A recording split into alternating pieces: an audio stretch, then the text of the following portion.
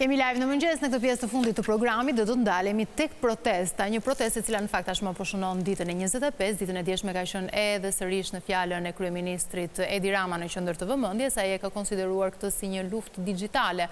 Por nga ana tjetër është ndalur edhe tek biseda që ka patur me deputetët e tij, po ashtu edhe drejtues të pushtetit vendor, të cilëve i ka kërkuar që shqetësimet e qytetarëve të jenë në qendër të vëmendjes së tyre në terren dhe të ketë sa më shumë takime. Do ndalemi për të folur pikërisht për këto, le të themi, zhvillimet fundit e njëkohësisht edhe mënyrën se si po shihet kjo protestë nga ana e Partisë Socialiste me deputetën e kësaj force politike Briseida Çakërri, e cila na është bashkuar në studio. Faleminderit shumë që jeni këtu. Faleminderit për ftesën. Mirëmëngjes. Pikë së pari, si po i shihni këto protesta, të cilat kërkojnë jo vetëm rrëzimin e qeverisë, kryeministit Edi Rama, por nga ana tjetër edhe largimin e kastës së vjetër politike me kryetarin e Partisë Demokratike, siç është Sali Berisha. Atëherë këto protesta të nisura si protesta qytetare, që në fakt në fillim kanë qenë, në fillesat e tyre ishin qytetare, kishte qytetarë thjesht, të cilët mase nuk kam qenë pjesë asnjë partie politike, dhe në atë masivitetin që ato patën ditët e para, dhe më pas duket sikur gjërat më në fund janë duke dhe tregojnë pikërisht atë fytyrën e vërtetë se çfarë ka qenë gjithë kjo gjë. Që do të thotë, u futën aktorët politik dhe tashmë kjo protestë është politike. Dhe thirrjet nuk janë më ato që ishin që në krye të herës, që ishin për mjedisin, për investime. Vazhdojnë të janë piketa kryesore ose kulmi është që ne duam dorëheqjen e kryeministrit edhe një qeveri teknike. Domethënë këto kërkojnë të parat. Nuk po flet më njëri as për mjedisin dhe as për investimet. Edhe për mjedisin. Në qoftë se kërkesa e parë është që të jap dorëheqjen kryeministri, gjithë të tjerat më pas nuk e di se ku na çojnë. Jo, kërkesat janë disa, nuk është vetëm një kërkesë. Pra, patjetër që flitet për dorëheqjen e kryeministrit. Që nëse ne nuk jep dorëheqjen kryeministrit, të tjerat ne nuk na interesojnë të negociojmë për gjithë piketat e tjera ose për gjithë kërkesat e tjera që ne kemi. Që kështu piketa kryesore është pikërisht kjo gjë, dorëheqja e kryeministrit. Ndërkohë që harrojnë që pushteti realisht merret me votë, por nga ana tjetër të gjithë aktorët politikë që janë aty, që janë derivate të opozitës, partitë e vogla e të tjera, tregojnë që pikërisht, jo vetëm që kjo protestë është politike, por pamundësia për të fituar realisht me votë, i çon në shesh tashmë dhe po shikojmë dhe një rënje të numrit të protestuar. Ka diçka interesante në atë që sapo ju tha, duke qenë se e pranuat që protestat kanë qenë qytetare, pra lindën në formë qytetare për një kauzë saktuar siç ishte Zvërneci. Ndërkohë, ka diçka që nuk shkon në qasjen e kryeministrit që si në fillim, pra në daljen e tij të parë publike, por edhe në vazhdim ka qenë një qasje e cila, le të themi, me tone të ashpra që nuk e ka pranuar protestën, edhe pse tashmë sipas jush është politizuar. Pra, çfarë mund të themi në të dyja rastet? Atëherë, me nisjen e protestës, kërkesat ishin, së pari nisin për shkak të ndodhisë që ndodhi pikërisht në Zvërnes, atij incidenti që nuk dua në fakt as ta cek dhe t'i bëje hënë në këtë moment, sepse u morën masat përkatëse dhe nga institucionet. Qoftë edhe për policinë, qoftë edhe për privatin. Por nga ana tjetër, duke nisur me atë kryefjalën që ne nuk duam investime se po na preket mjedisi, se ne investime do t'i bëjmë vetë, ne nuk mund të shkojmë as në centralizim të investimeve dhe as në centralizim të ekonomisë. Shqipëria ka qenë mbyllur për shumë vite dhe ku do të na çonte ne kjo gjë. Nuk e kemi luksin për t'i thënë jo investimeve dhe mos harrojmë që këto investime bën edhe me mbikëqyrjen duke zbatuar gjithë standardet që ka Bashkimi Evropian për mbrojtjen e mjedisit dhe gjithë standardet që ka Bashkimi Evropian edhe për investimet, edhe për investitorët strategjik, bashkë me dy amendime që njëri u hot poshtë në Europë dhe tjetri shëndroj, sepse njëri ishte tamam një fletrufe që fliste për familjen Trump dhe ishte i tmerrshëm, domethënë, se ishte shumë politik. Por nga ana tjetër gjërat precipituan, ndryshuan, patjetër që ne kemi dhe pjesën e gjeopolitikës që hyn këtu, që do të thotë ka faktor të huaj dhe ne këtë nuk e kemi shmangur në asnjë moment që ta themi, patjetër që qasja do ndryshoj kur tashmë duket sigur. Ku bazojnë këto pretendime, meqense edhe e prekët vetë, jo vetëm ju, por ka patur vazhdimisht në fakt nga Partia Socialiste deklaratat të kryesisht do orientohen tek Iran. Po, me informacionet që kemi ne, të cilat besoj që me kohën do të bën edhe më publike për gjithë qytetarët, ka ndërhyrje nga Irani për gjithë këto gjëra, sepse nëse i kthemi pas literaturës historike dhe të bëjmë këtë studimin, po themi të gjeopolitikës, dhe pse Shqipëria ka qenë e sulmuar nga shumë shtete fqinje, nuk dua të zas një emër shteti, por kjo tregon që pse jemi ne në këtë situatë sot. Dhe pse pikërisht në datën 4 korrik paralajmërohet kjo protestë madhështore, po përdor fjalët e atyre që po organizojnë, tregojnë pikërisht faktin që madhështore, sepse fundi që organizua kur erdhi diaspora, e tillë ishte, nuk ishte parë ndonjë protestë kaq e madhe. Përdor lideri i opozitës në fakt me ato thirrjet e veta madhështore dhe janë thirrje qytetare dhe ka qenë. Pra ne nuk mund ta hedhim poshtë që ishte një protestë. Data 4 korrik nuk është rastësi. Është sikur ne po dalim, gjithë qytetarët që do dalin aty të jenë anti-amerikanë. Dhe kjo është shkon me 4 korrikun e Amerikës. Shkon me 4 korrikun dhe është një gjë që duhet shmangur. Është të paktën si datë. Nëse keni një organizim për të bërë ose jeni të organizuar pikërisht për të bërë këtë gjë dhe për t'i dhënë një mesazh Amerikës. Tani, ndalemi pak te kjo pjesa e le të themi ndërhyrjeve nga shtetet e tjera. Deri tani ne kemi parë të paktën nga ato fotot me kamera speciale, qytetarë të cilët kanë marrë fjalën në podium dhe kanë folur për shqetësimet e tyre. Një grua që ndoshta pas ka ndërtuar pa leje, ose një qytetar tjetër i cili është fotografuar tek shkallët e kryeministrisë deri në mëngjes, ku kemi parë dhe reagimin e kryeministit Rama, gjithashtu edhe të qytetarit me hallet që ka pasur. Pra, pse nuk janë bërë publike pak në këto detaj? Ishte një gazetare në Mosgaboj që kishte marrë dënim 5 vjet edhe 4 muaj burg në Birmingham, nuk diçka e tillë. Dhe kjo tregon që këtu kishte njerëz që kanë shkelur ligjin dhe marrin mikrofonin për të treguar legitimitetin e protestës. Qytetar pa një precedent ose pa një shkelje në jetën e vet, nuk besoj se mund të gjeni. Jo, unë jam pa shkelje, nuk besoj që ju jeni me shkelje. Po tani pa precedent. Unë jam pa precedent për vete dhe të paktën njerëzit që unë preferoj të përfaqësoj janë pa precedent. Tani kë quani precedent, ju të paktën që mund të kesh tejkaluar shpejtësinë, mund të kesh spostuar gardhin me 2 metra. Bëni 5 vjet, të merri 5 vjet dënim nuk është precedent, që kjo është tejkalim shpejtësie në autostradë. Nuk po flasim për të gjë. Mos ta banalizojmë. Mirë, po mos dili nga pyetja, ku janë le të themi këto ndërhyrjet e huaja? Mund të themi diçka konkret? Atëherë, unë ju thash që në momentin që këto do duhet të bëhen publike, me gjithë informacionet që kemi ne do të dalin. Nuk më takon mua që të bëj këtë deklaratë. Janë protestat cilat të paktën nga ajo çfarë kemi dëgjuar në shesh kanë shqetësime edhe reale. Ju e thatë pak më parë, janë të rinj të cilët nisën të bënin një protest duke shpalosur ato kërkesat e tyre që janë pranuar disa për tyre edhe nga kryeministri Edi Rama, apo jo, si ju duken ju ato që lidhen me qytetarët e thjeshtë. Pra ju thoni që ka dhe pjesëtarët partive politike, cilët janë aty dhe shkruajnë në proteste. Po patjetër, pavarësisht se nuk ka marrë ngjyra politike. Në momentin që ju keni gjithë opozitën aty, ngjyrimi politik është ata të lyen sa të duan. Kjo nuk i pengon. Po ju del boja dhe po tregon që kanë blun aty vetveten. Le të lyen me pink salon. Ishte edhe Mariana Koçeku që u bë pjesë protestës. Unë nuk dua, kam folur shumë në fakt për kolegen, por mos ta harrojmë që mandatin e ka të socialistëve nuk e ka vetin. Të bëj çfarë të doj, atë do ta ketë një dëm gjithë jetën, nëse do donte që të merrte pak dinjitet në këtë gjë, duhet që të lindë mandatin. Po flas për pjesëmarrje në protestë, për faktin që ju thatë që ka marrë ngjyrime politike. Nga ana tjetër ka, po nga ana tjetër ka dhe të Partisë Socialiste, të cilët duket sikur e kanë mbështetur protestën. Atëherë, kush janë ka njerëz të cilët edhe Mirë Bushati ka qenë i Partisë Socialiste dhe Arta Dada ka qenë i Partisë Socialiste. Partisë Socialiste, antare të këtë marrë kartë në Partisë Socialiste. Ajo ka përfaqësuar Partinë Socialiste në kuvend, kështu që më thoni çfarë ndodhi për 8 ditë, se unë jam shumë kurioze as vetë nuk e di. Po tani nëse ka ndodhi për 8 ditë kur doli dhe foli në 35 vjetorin e Partisë Socialiste për gjithë socialistët e Shkodrës dhe pastaj pas 8 ditësh me statuse në Facebook. Kjo s'më duket serioze fare. Ose është një pakënaqësi e mbartur për mënyrën se si po funksionon Partia Socialiste? Punët e partisë i ka bërë shumë mirë. Si një antare shumë e mirë dhe pse nuk ishte antare dhe punët e parlamentit, se çfarë ka ndodhur nuk e dim, sepse nuk na i tha asnjëherë që të vinte edhe në mbledhjet e grupit që bëjmë, pakënaqësitë që kishte, siç ne i diskutojmë me njëri tjetrin. Cilat janë pakënaqësitë që ju diskutoni me njëri tjetrin? Dhe ta bëj të pyetje sepse ti vetë Briseda je një vajzë e re, e cila besoj që edhe pse je pjesë e Partisë Socialiste mund të kesh pakënaqësitë tua dhe mund të kesh një horizont tjetër për mënyrën se si e shet të ardhmen politike apo jo. Atëherë, unë jam vajzë e re, por unë jam pjesë e Partisë Socialiste që 16 vjeç. që do të thotë e kam ngjyrimin tim politik dhe nuk dal dot nga kjo gjë. Patjetër që kemi gjëra që mund t'i bëjmë shumë mirë. Unë kam zgjedhur gjithmonë, të paktën edhe dhe ato ditët që jam në Vlorë, sepse një pjesë e madhe ditë për shkak të komisioneve që kemi dhe nga që jam në Komisionin e Financës, duhet të jem gjatë gjithë kohës Tiranë. Por ditët e tjera që jam në Vlorë, kam zgjedhur të bëj takimet me qytetarët.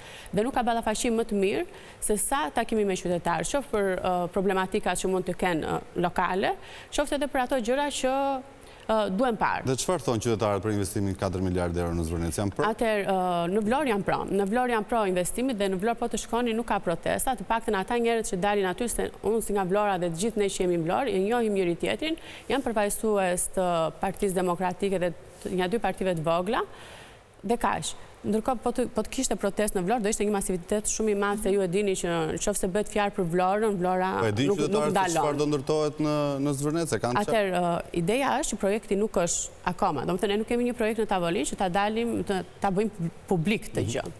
Por janë shumë entuziast për të gjë.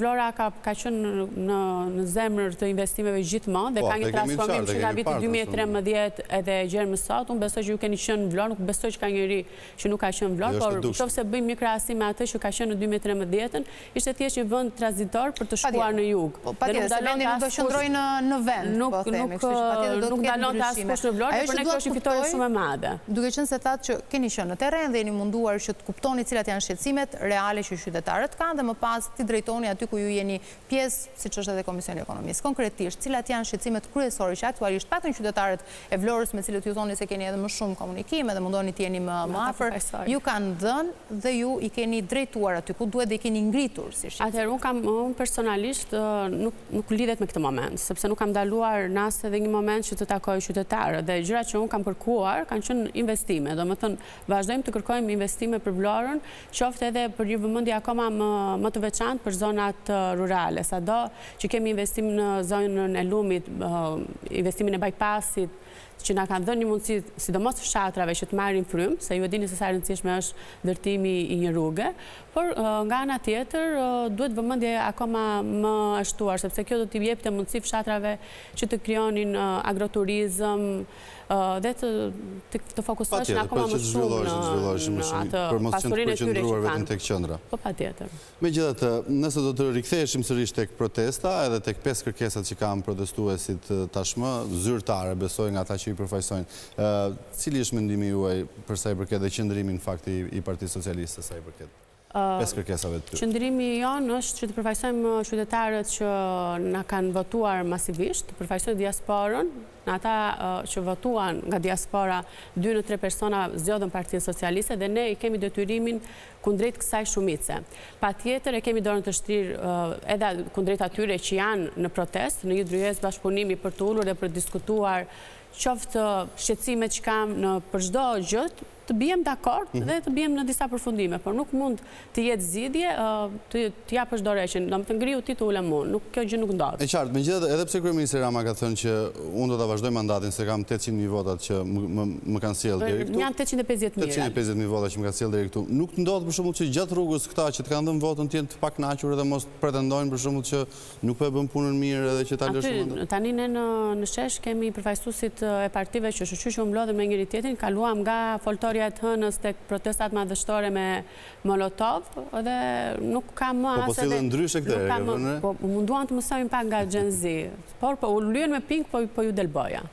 Mirë, po thirrjet janë edhe për Berishan Burg, kështu që unë nuk besoj që ata dhe unë nuk e di se si funksionon me Partinë Demokratike dhe me gjithë deputetët e Partisë Demokratike dhe kam thënë vetë diku tjetër që pse fshiheni si struci, kur thirrja është edhe për ju dhe dëgjoni gjysmën e thirrjes dhe gjysmën tjetër nuk e dëgjoni, me idenë që nuk do të mbani përgjegjësinë, por gjithë përgjegjësinë të largohet. Megjithatë ju besoj jeni ndjeni që kjo është një protestë shumë qytetare, të paktën për nga sjellja dhe për nga mënyra se si po i qasen. Kjo është një protestë e mirë organizuar dhe unë mezi pres që të dalin tamam të gjithë emrat që e kanë organizuar këtë gjë. Ka nevojë për një kohë që kjo protestë të marrë legjitimitet. Në fillim të intervistës që kjo ishte një protestë krejt normale. Ishte krejt normale për shkak të një incidenti, apo jo? Po, patjetër. Tani çfarë po ndodh? Ngritin qytetarët, tregojnë që këta qytetarë tani qytetarët e kanë braktisur protestën se janë larguar. Pjesa më e madhe masive, protesta më e madhe që ka pasur në një histori e Shqipërisë ka qenë të shtunën. Nuk besoj që përkasin vetëm Partisë Demokratike. Dhe kanë qenë makina që kanë ardhur nga diaspora, po themi 200-300 makina kanë ardhur nga diaspora, ka dhe Partia Demokratike përfaqësuesit e vet në diasporë. Duhet jetë shqetësuese dhe jo vetëm kaq, po na erdhën dhe vëllezërit tanë nga Kosova se do shpëtojnë Shqipërinë, me kë po lufton Shqipëria. Duhet jetë shqetësuese për ju, zonja Çakëri, sa i përket 200 makinave që vinë nga diaspora enga, sikur edhe 10 po tish. Përfaqësuesit e Partisë Demokratike nuk na shqetësojnë as pak. Mendoni se mund të ketë një përshkallëzim të protestës, qoftë edhe kësaj proteste që ju e konsideroni politike, nëse këto shqetësime, këto kërkesa të cilat tashmë janë bërë publike nuk adresohen? Kush është kërkesa publike? Të largohet kryeministri? Edhe? Jo, nuk mund të... Kjo gjë nuk ka për të marrë kur zgjidhje, sepse... Po mund të përshkallëzohen, a mendoni se mund të përshkallëzohen protestat? Unë nuk mendoj që do përshkallëzohen protestat. Unë mendoj që këto do vinë duke ulur disi, por do doja shumë dhe t'i ftoj ata që organizojnë ose përfaqësuesit e tyre një tryezë bashkëpunimi, bashkëbisedimi dhe të flasim për gjërat që mund të bëjmë më mirë, për gjitha shqetësimet që kanë. Nuk mund të jetë shqetësim legitimiteti i qeverisë që është votuar nga qytetarët. Sa jeni ju dakord edhe me kërkesën për ta limituar mandatin e kryeministrit në 2 të tilla? Nuk jam as pak dakord sepse këto e vendos populli. Nëse populli dhe qytetarët vendosin që duam akoma që të jeni ju pjesë e këtij transformimi që keni bërë Shqipërisë, është zëri i qytetarëve. Nuk mund të jetë kjo një dëshirë imja apo dikujt tjetër për ndryruar kushtetutën dhe ta kufizojmë në 2 mandate. Kryeministri Rama ka bërë apel gjithashtu pjesë edhe grupit të Partisë Socialiste, deputetëve gjithashtu që të jenë sa më afër qytetarëve. Nisur kjo, le themi edhe nga dita 25 e protestës, duke qenë kështu edhe duke i dëgjuar problemet e tyre. Sa do të merret parasysh kjo? Her pas here në fakt vjen një thirrje e tillë, jo vetëm për shkak të protestës nga kryeministri, për bërë thirrje që qëndroni sa më afër me qytetarë, shoftë edhe me një person vetëm që mund të ketë një shqetësim, pra ju duhet të jeni gjithmonë aty dhe është në një farë mënyrë na jep atë drejtimin për të na kthyer disi në realitet, se jo të gjithë operojnë njësoj në të qenit deputet. Disa janë më institucional, disa janë më afër qytetarëve, secili ka atë formatin e vet. Por në fundit, ky mandat është i qytetarëve, nuk mund të jetë i emrave të përvetshëm. Kushdo që ka garuar në siglën e Partisë Socialiste.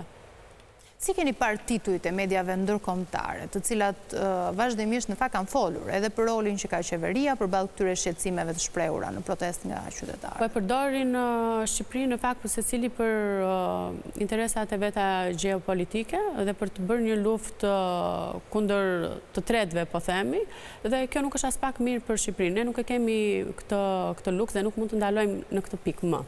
Nuk mundet që Shqipëria të kthehet më pas. Sidomos në këtë proces që është Shqipëria, do të ishte fatale për neve. Ka patur Partia Socialiste një reflektim nga kjo që po ndodh gjatë ditëve të fundit? Ne patjetër që kemi ato reflektimet tona, jo vetëm për shkak të protestave, por edhe për një problematik të vogël që mund të ndodhi, për të parë çfarë mund të bëjmë më mirë ose çfarë nuk e kemi parë aq qartësisht. Por këtë herë ka një gjë shumë të mirë dhe fakti që ka deputet të rinj, siç janë të rinë në protestë dhe deputetët e vjetër bëjnë një bashkëndim shumë të mirë dhe një balancë shumë të mirë të realiteteve. Tani, duke qenë se thirrjet janë dëgjuar gjatë protestës dhe nuk është çështja vetëm se ajo vërtet mori shkak për le të themi për shkak të konfliktit që ndodhi, por edhe më pas kundra investimit 4 miliardë euro në Zvërnec.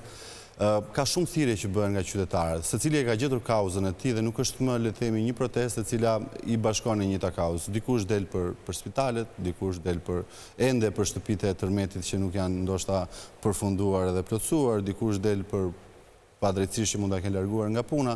Të gjitha këto probleme, pra nëse i referohemi pankartave, ka mesazhe të koduara ose jo të cilat i përçojnë qeverisë.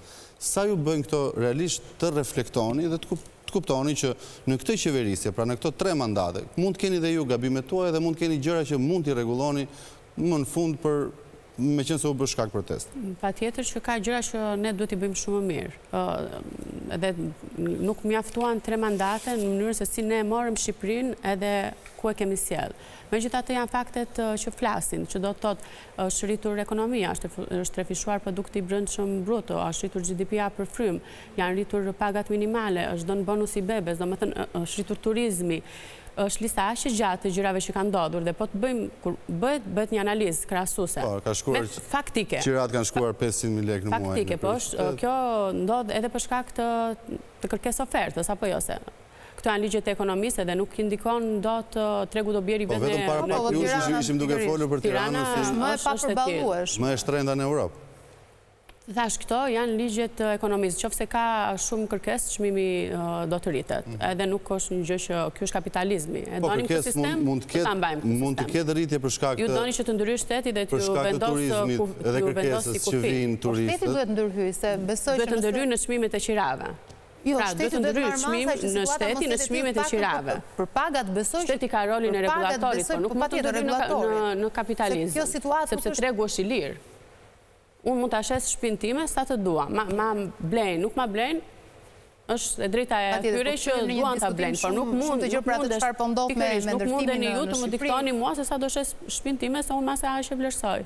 A mund mos këtë asë një vlerë, po unë ashe vlerësoj. Nuk ka lidhje kjo me çmimin e shitjes, ka lidhje me shtrimin e qirave. Kjo hyn tek një nga ato pjesë që po ja bëjnë jetën qytetarëve të papërballueshme. Me një standard, pra një familje me të ardhura, me rrogë mesatare, në administratë, jetesa, janë rritur edhe pagat, apo jo? Jo. Do thoni, për ta përballuar jo. Tirana pas Lisbonës rezulton, të paktën nga ato studime që ne po i referohemi, rezulton e dyta më e pa përballueshme për qytetarët shqiptar, referuar kostës së ullët të jetesës, sepse pagat nuk janë rritur, po aq sa që janë rritur çmimet e produkteve të shportës, e qirave. Këtë se inflacioni shkon kudo, $1 sot është më i mirë se $1 nesër, tuhet finance, kjo është vlera ku e parasë. Këtë nuk e menaxhojmë ne, për atë nuk e menaxhojmë ne. Kjo nuk është menaxhim, këto janë koncepte financiare.